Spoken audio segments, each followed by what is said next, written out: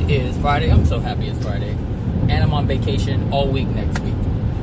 So, let's see. So I said yesterday that I was going to talk about parenting. Actually, did I say that? No, I didn't say that in the video. But I had decided to talk about parenting.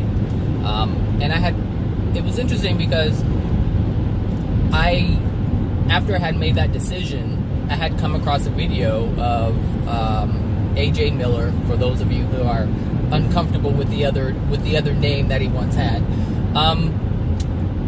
It was, if you've ever looked at those videos, there are basically these sessions, if you will, or meetings where he talks about things regarding the soul and universe and God and things like that. But generally what takes place is adults asking questions. But this time around, a video came across my YouTube feed, and it was, I opened it up, to watch it, and it was children. They were just children asking questions, and I was amazed at the level of consciousness, awareness, of knowledge. Just the questions that they were asking were just amazing. Like, they were asking about what happens to you if you commit suicide. And I think the little girl was 6 years old, and he had explained, what takes place with a soul or a spirit, if they commit suicide. And then she said, well, what happens? Will that happen to a 6-year-old if they commit suicide? I was just floored. I was like, this little girl asked this huge question. I mean, she's only 6 years old. And then when it didn't apply to her, she asked specifically, well, what would happen to a 6-year-old? Like, I was just amazed. And so I had decided, I had already decided to talk about parenting. But it was just like a confirmation that I should do it. One, because there are a lot of parents who are doing things to their children and they're not aware of it. And this is why we all have emotional injuries, because the parents were not aware of what they were doing. And the result of that is a messed up kid who has problems and can't figure stuff out, or they have these, continuous bad relationships or interactions with people, or just bad experience that cause them a lot of depression and pain and anger and hatred and all these different things. Well, that is a result of our parents. Things that they are not aware of that they have within their soul, and things that they're doing that they're not aware of. So it affects, children a great deal, because these children end up being adults. So as I was thinking about making this video, I already knew in my head, I was like, well, what do you know about parenting? You don't have any kids. Well, you're right. But guess what? I was one. So yes, I know about parenting. I know what the parents do because I know what my parent did. Does that make sense? Hope so. So yeah, I do have experience about how parents act, what parents do, and why they do it. So that's why I'm going to talk about parenting. And if you don't like it, you don't have to watch it. You can watch puppies and rainbows and butterflies if you want. So, parenting. Woo! Most parents will not admit this, but they regret having children. And it's not the child. That's not it. That's not where the regret comes from. The regret comes from making the decision or having the experience of it's the experience of having the child that takes away from their freedom. And this is the part that they regret. It's not the child per se. The child isn't doing anything other than mirroring what's within the parent's soul. But there's a lot of anger, there's a lot of resentment that's present within a parent when they're not able to do what they would have liked to do if they didn't have kids. And this is one of the reasons why I won't have kids. I like my freedom way too much. And just the fact of having a dog is just too it's just too much. Like, after work, I have to come straight home to let the dog out, and feed her and do all this other stuff. I can't just go out and do what I would like to do. Even the things I need to do, I have to incorporate this into my life. And it gets annoying at times. It's like, gosh, I have to drive all the way to the valley. I mean, I don't work close to home. Obviously, if you watch these videos, it's a little hike for me.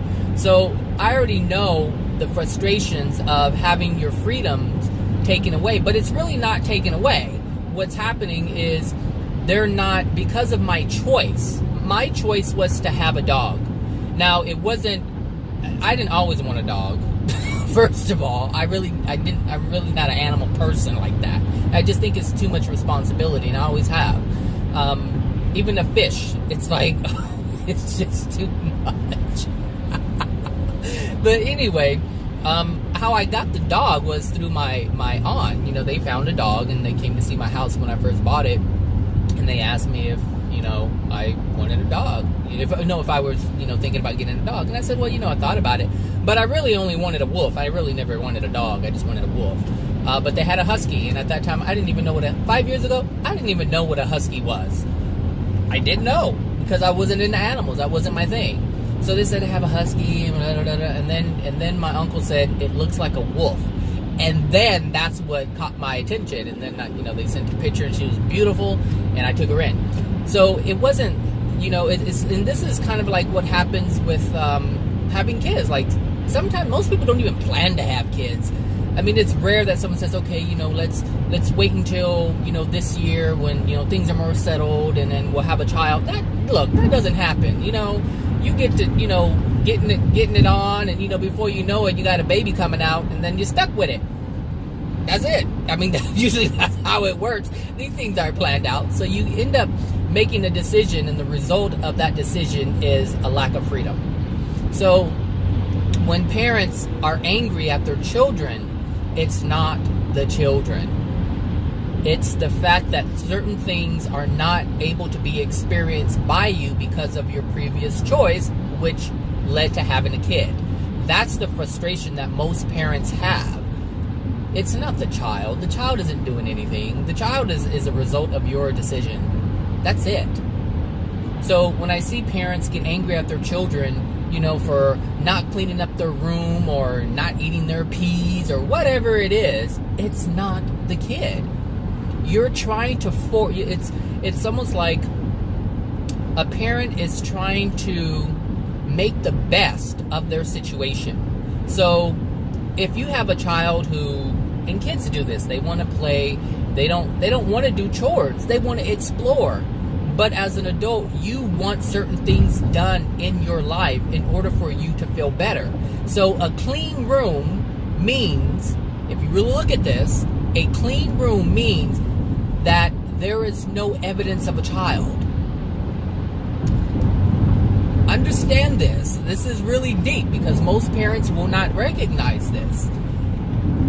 Every time you want your child to go and clean your room or clean their room, it's because you want to live a life where you don't actually acknowledge that there's a child in your life. You want the child to behave, meaning you don't want to have to interact with the child.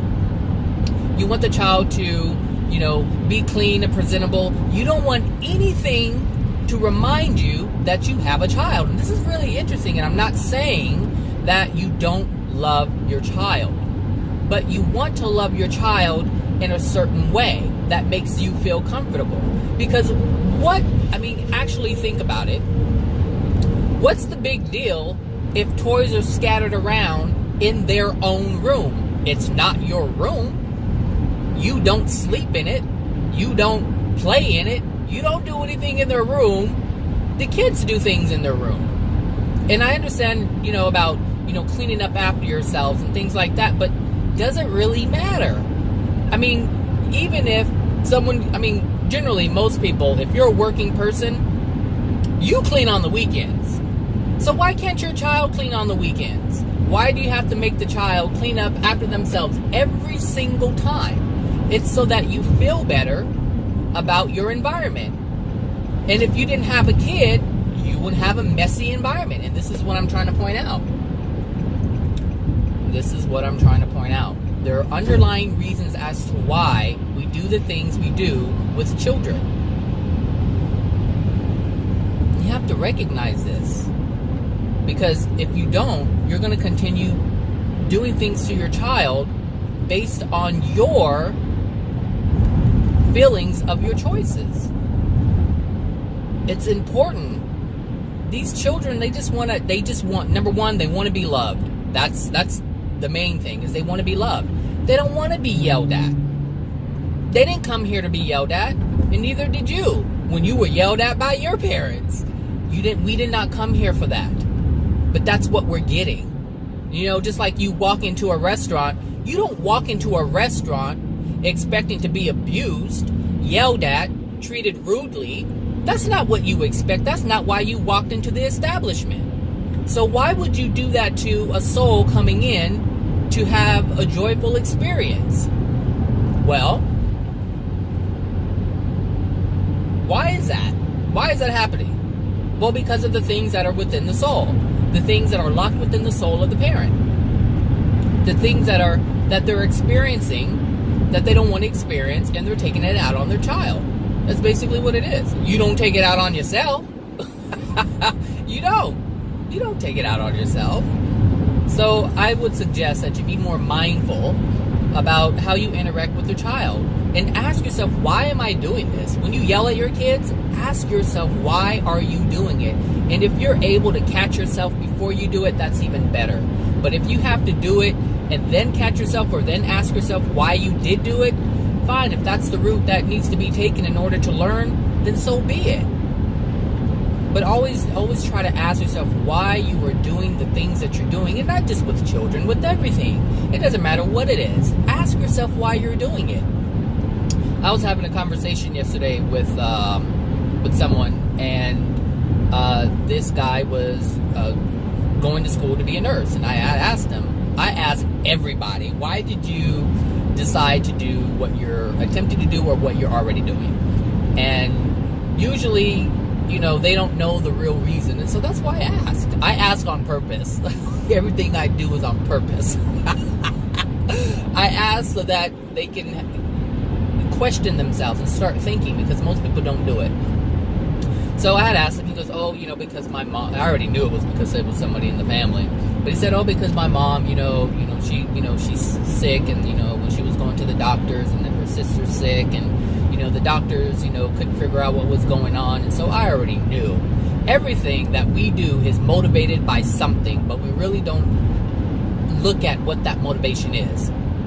So we got to talking, and so then, he was saying that there's, things going on with his mother in the stomach. And so I had said, hey, that's because that's suppressed anger, suppressed grief going on, and this is why things happen within the stomach. So he was understanding what his mother was going through from a physical perspective. And so I was bringing to him the non-physical perspective. And so I would let him know that everything non-physical is the start of everything physical. Anything that is physical is a manifestation of what's going on in the non-physical. So emotions are these non-physical things that affect our physical body. And so he was like, yeah, he goes, I believe that. He goes, because, stress and things like that. Well, stress isn't a physical thing. It's an emotion. It's a feeling. And so it affects the physical body. So we were talking and everything, and he was starting to realize what was going on. And he said, well, and then he said this is interesting. He said, well, I noticed that women have more issues like that, medical issues than men in terms of the stomach thing going on, and like cysts and cancers and things like that. And I said, well, yeah. I said, you have to look at, especially in Hispanic, because he was Hispanic, so I said, you have to look at the Hispanic framework of the Hispanic culture, and even in blacks too, but more so in Hispanic cultures, where the woman is the one that is expected to perform.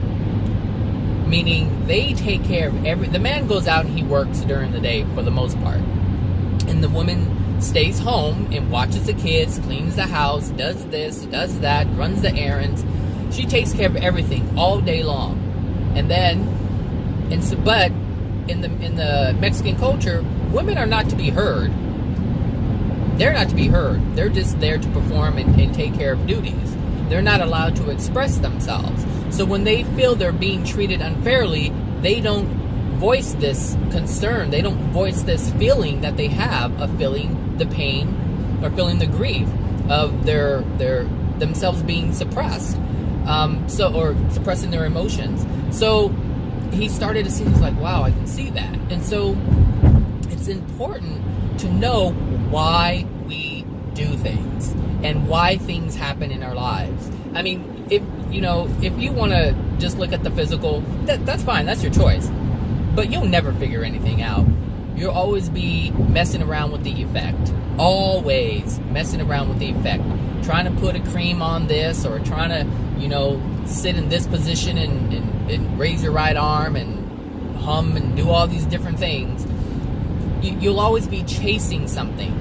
So whatever the cause is will always be in front of you. And you'll always be right behind it trying to pick up the trash that it's leaving, which is the physical manifestation of what the cause is creating. That's it.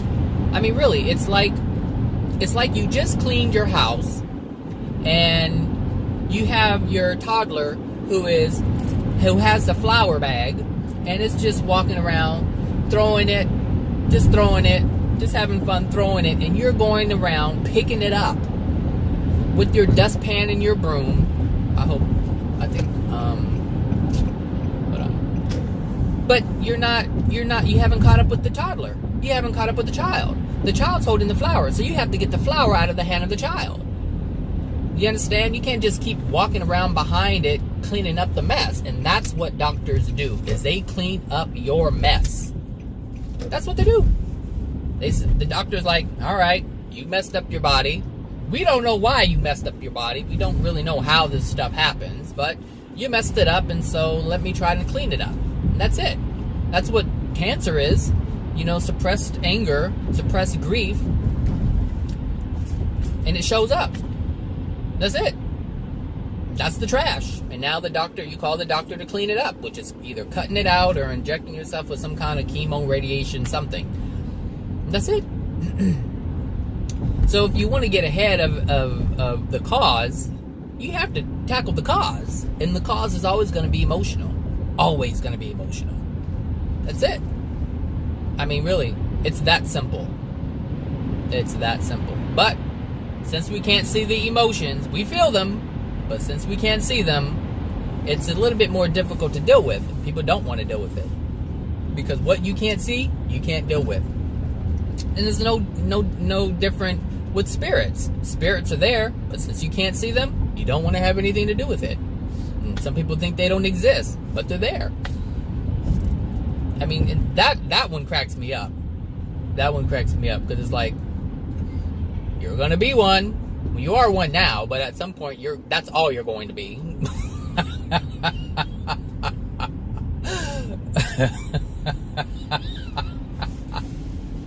You're gonna be one. That's funny. It's like I have a family member who, as a child, as a teenager, said, I don't want to have kids. And you look at the mothers and you see their experiences, and you don't want to have it. Like this particular family member said, I didn't want to have kids because I didn't want to mess up my body. Well, that meant that she saw someone's body that was messed up from having a kid, right? So she decided, I don't want that. But look, she had 2 of them. She had 2 kids. So,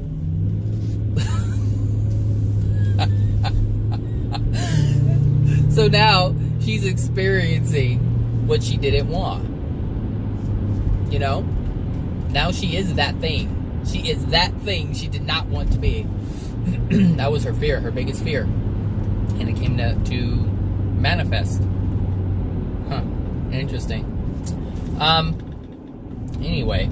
But yeah, be mindful of how you treat children. They are amazing souls. And you're an amazing soul too, but you just got the shitty end of the stick because your parents didn't know what the hell they were doing. And I'm not like condemning, because clearly mine didn't know either, and that's why I have my own issues to deal with. So, but what I am grateful for is that this car is flying by me. I'm able to recognize this now as an adult. And I'm very excited and happy that I'm able to see this before I die.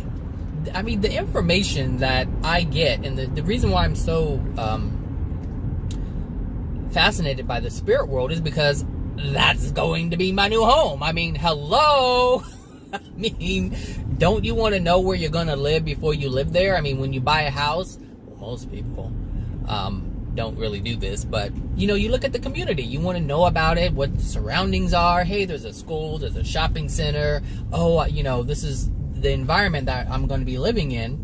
Hold on, I need to turn my air on. It's 64 degrees outside. Hold on a second. I can just turn the outside air on. You want to know your environment before you get there. I mean, you don't want to just say, oh, here's a house you have to live in and you've never seen it before, and so you want to know. And so I want to know what goes on in the spirit world, because that's going to be my new location.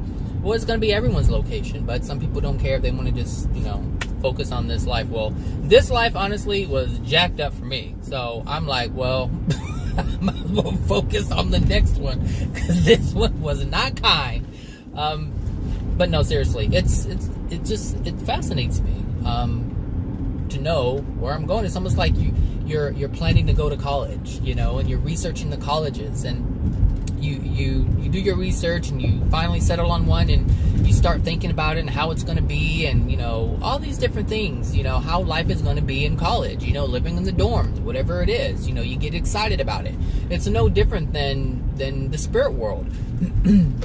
It's going to be the place where you're going to go and continue to learn. So it's almost like your new college, your new place of learning, where you're going to receive the rest of your education. This is what's going to happen. But anyway, getting back to the parenting thing.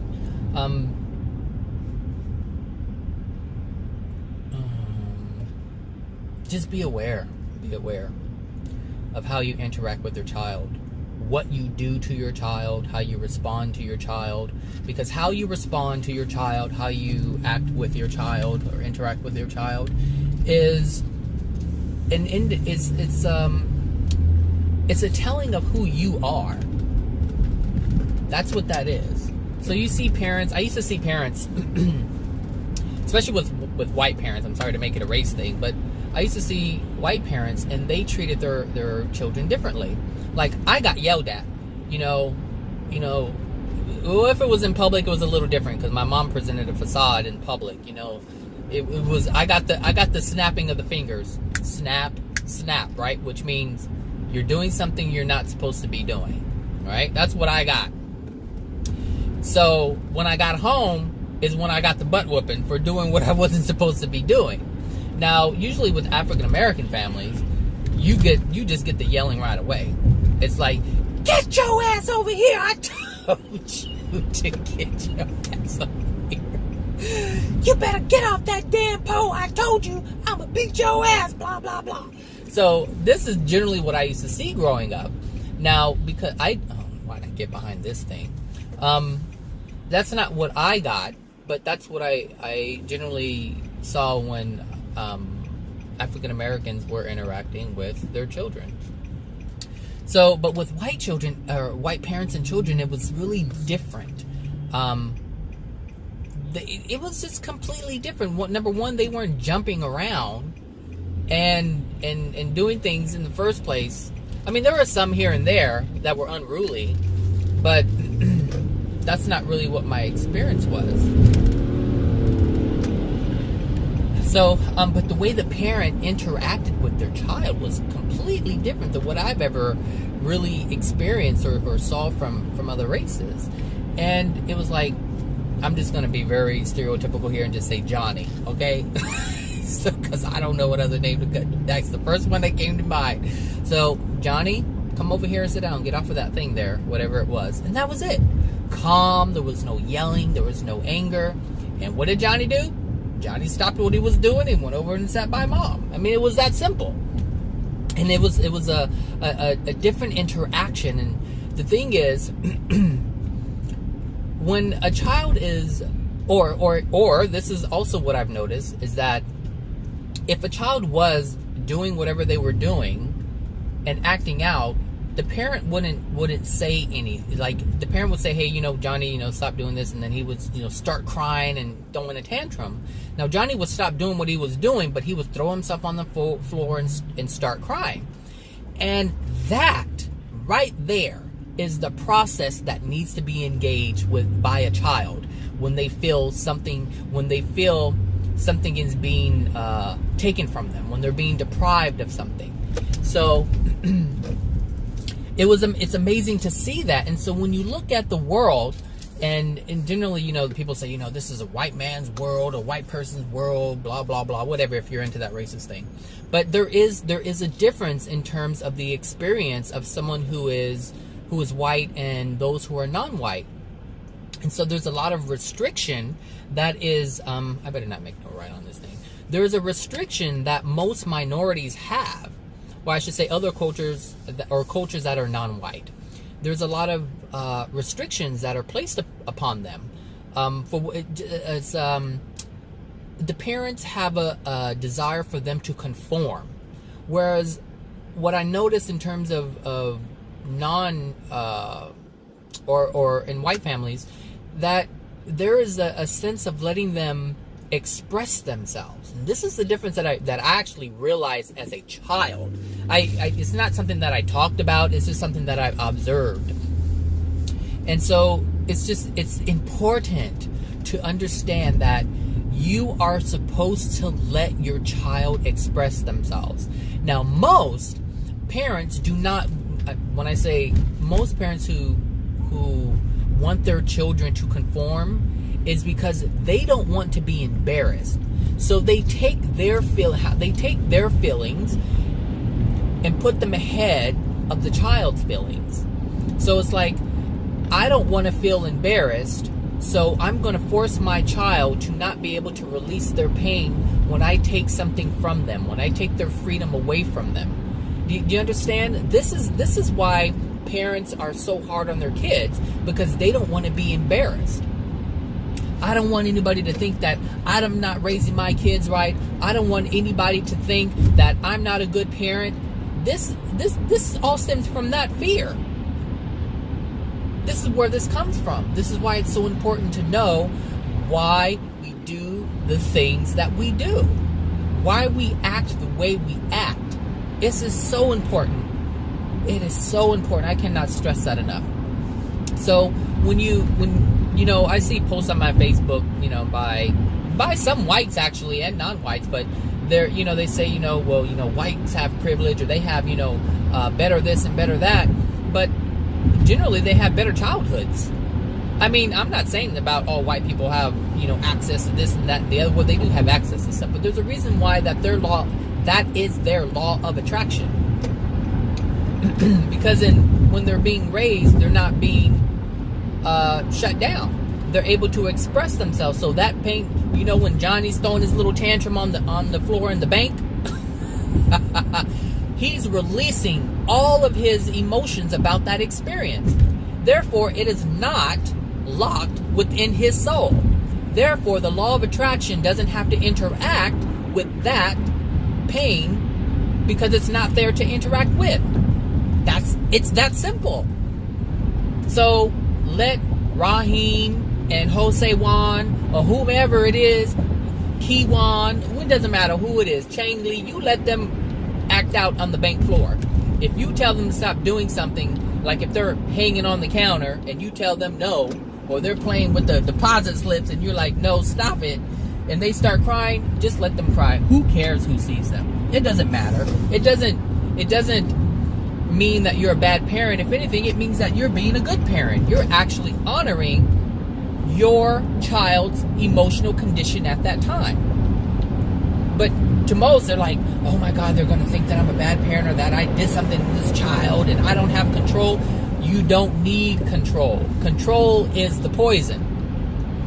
Control is the poison. It's what poisons your child's life. It's what poisoned your life. All that control that your parents had over you, $3.10. That's too much. It's usually $1.55 or something. crazy. All right. One night it was $9.10. I was like, I don't think so. Not for 10 minutes. I don't think so. So yeah, it's, parenting is, you have to change it. The way that parenting to be, it needs to be erased, and you have to rewrite it. You have to rewrite it. Because your parents and their parents and grandparents and great-greats and great-great-greats and great-great-greats all the way back have a method of parenting, which is the method of parenting that you got for the most part. Now, sometimes a child will interpret their painful upbringing and do something completely different. I see that a lot now, where parents were abused by their children were abused by their parent. You know what I mean? You guys were abused, or had a childhood that was really painful. But you recognize that you're like, I don't ever want to do that to my child. I don't ever want to do that to my child. And they raise them differently. They allow them to release the emotions. And here's the thing. The emotions that are transferred to your child at conception, they still have to deal with that. That's something they will still have to deal with. However, these new interactions, the crying from you taking something away from them, or because they can't have what they want, if you allow them to release those emotions, they don't have to deal with that because they already let them go. And so the only things that they have to deal with are the things that you didn't want to deal with, or didn't know you needed to deal with, or weren't able to release. That's the only things that they have to deal with. The only things that they have to deal with. So you give them, a better chance at life if they only have to deal with the things that you gave to them at conception, not the things that you impose upon them after birth. You understand? So you really have to take a look at this parenting thing. It's not about control. It's about freedom. It wasn't about control when you were a child. You hated that. So why would you do that to your child? Well, because my mom and my pops did it to me. Well, but it wasn't loving. It didn't feel good. So take that experience and learn from it. And this is another big thing. People don't want to learn from their experiences. You have, let's say you meet a guy, right? This is for women. Let's say you meet a guy, and for the guys too. Let's say you guys meet up, right? And you do the boom, boom, bang, and then you have a child. But then you split up, and now either one of you is stuck with a child, and now you're having to be a single parent. Well, learn from your mistakes. Learn from, I didn't wait. I didn't know if this was the right person to have a child with. It's so difficult. But the thing is, you meet the next one, and that person wants a kid, or an accident happens, and then you got another one. So that means you didn't learn from the first time that you made the mistake of having a kid without being prepared to have one. And understand that I'm not saying that the child is a mistake. I'm saying that you did not prepare for this, and it happened. That was a mistake, because you were not prepared for this. And most parents who are angry with their children were not prepared for motherhood or fatherhood. They just weren't prepared for it. But it ended up happening for whatever reason. The reason being an emotional injury within you, of course. So what you have to ask yourself, well, what would cause me to want to have, or to cause me to have a child if I'm not prepared? There's something within you that is bringing this attraction. And sometimes people do it as an addiction. Some mothers, and there are actually a lot of mothers who do this, who feel, I don't need a man, I just want a child to be there, so to have company. I mean, some parents do this, some mothers do this. They're like, hey, it's really not about the child, it's about them not being alone. This is my favorite part, because I always do it so smoothly. You can't touch this. Woohoo! Anyway, so yeah, just, that's my take on parenting. I don't have kids, but I can see it, I can observe, and I know from my experiences of being one, oh my gosh, I know all the things I wouldn't want to do to my child. And because I know the things that I know about the soul, Now I know a whole heap more about what not to do. But I still don't want one. Because even though I feel I wouldn't do the things that most parents do, or that my mother, did to me, I still want my freedom.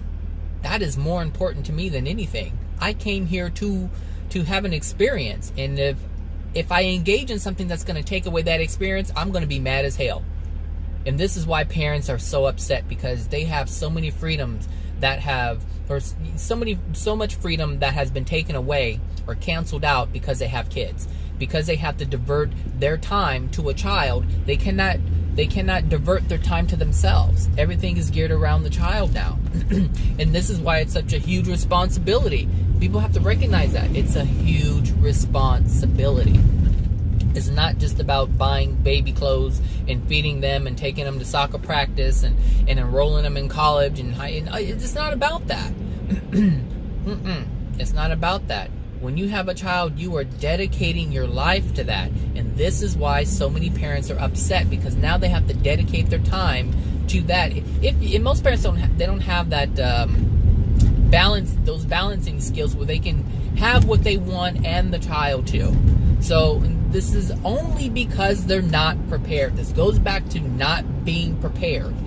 There are parents out there who are able to have everything that they've ever dreamed of, plus have a child.